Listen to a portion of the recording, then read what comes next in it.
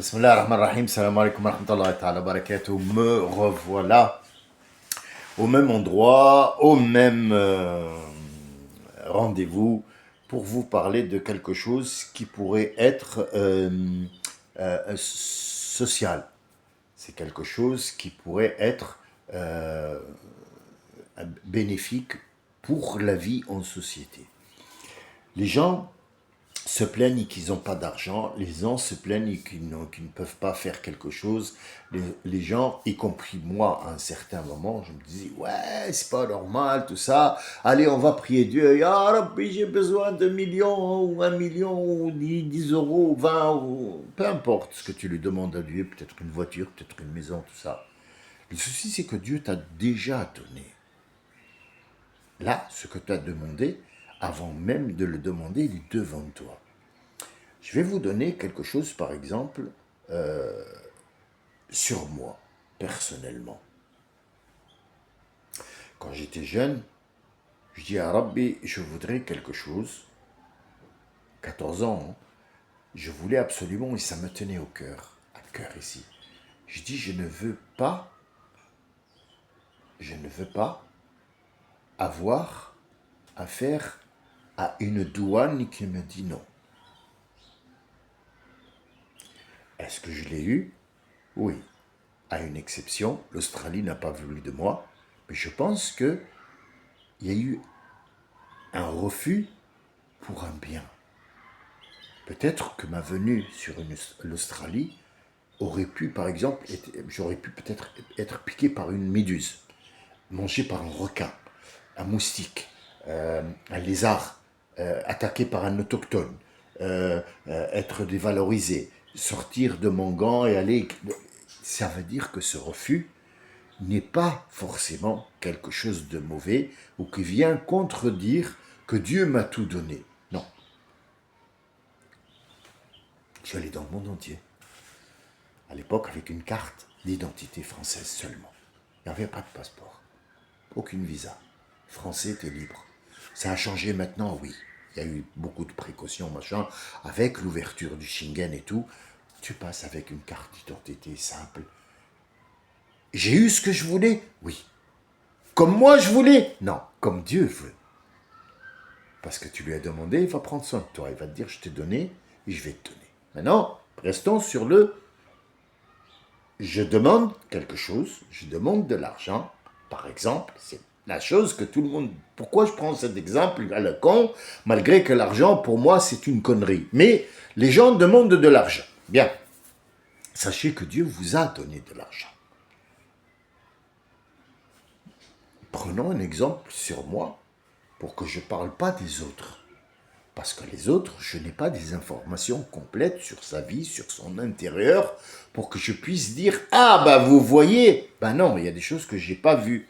Vous voyez quoi? C'est ce qui se voit. Mais l'intérieur, tu ne l'as pas vu. Alors moi, je vais vous parler de mon intérieur à moi.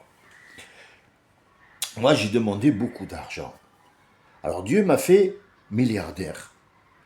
Sauf que, avec l'idiotie, avec l'âge bête, avec les recherches que j'ai fait, le temps que j'ai perdu, parce que j'ai pas trouvé les anciens qui m'ont dit, tiens, tu vas pas perdre de temps, on va t'apprendre à faire quelque chose.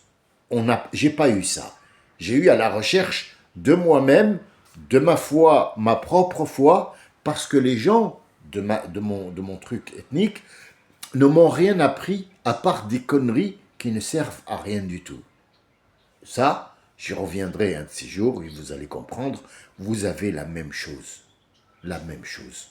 Un gamin, j'ouvre les guillemets, un gamin qui est jeune, qu'est-ce qu'on lui apprend dans les Nord-Africains seulement? Allez, je ne vais pas aller en Inde ou en truc, mais c'est peut-être pareil, un peu moins, un peu plus sophistiqué, c'est la même chose, on va lui apprendre la peur.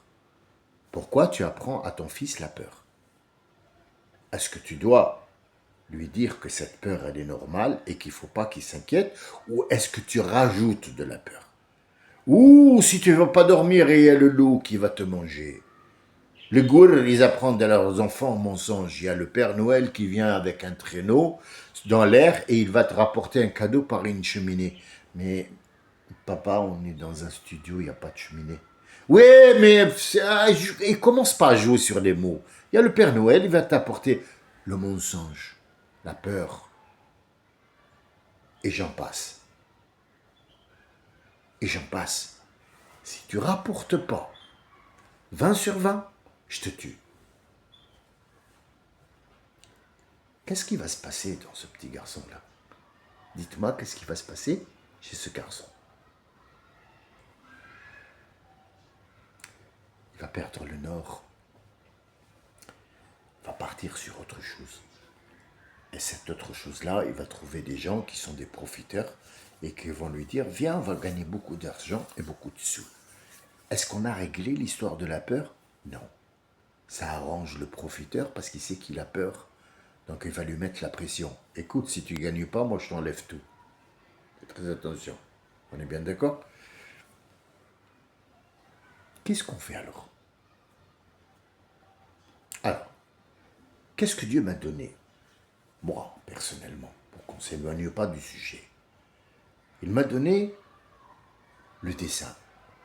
Il m'a donné savoir décorer la décoration.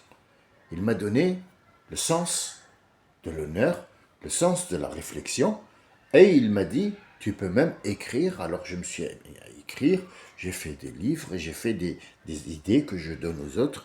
Par exemple, là, je suis en train de vous parler. C'est de l'argent, ça? Oui. Beaucoup, c'est des milliards. Est-ce que j'en ai profité? Non. Pourquoi? Parce que quand j'ai demandé à Dieu de l'argent, en fait, c'est pas l'argent que j'ai demandé. C'est comment? J'ai posé la question. Je ne suis pas allé à demander si de l'argent. Parce que si on te donne de l'argent, Trump a eu de l'argent. Mais il n'a pas eu autre chose à part l'argent. Et il a fait beaucoup de mal avec cet argent. Et s'il avait demandé comment, peut-être que Trump serait la même chose que maintenant, un commerçant ou un marchand ou un homme d'affaires, mais qui fait beaucoup de bien autour de lui, qui donne aux gens, qui fait... Mais là, Trump, en étant investi comme étant président de la République, il vend des casquettes en même temps, il vend des chaussures couleur or en même temps pour pouvoir avoir de l'argent pour ne pas perdre.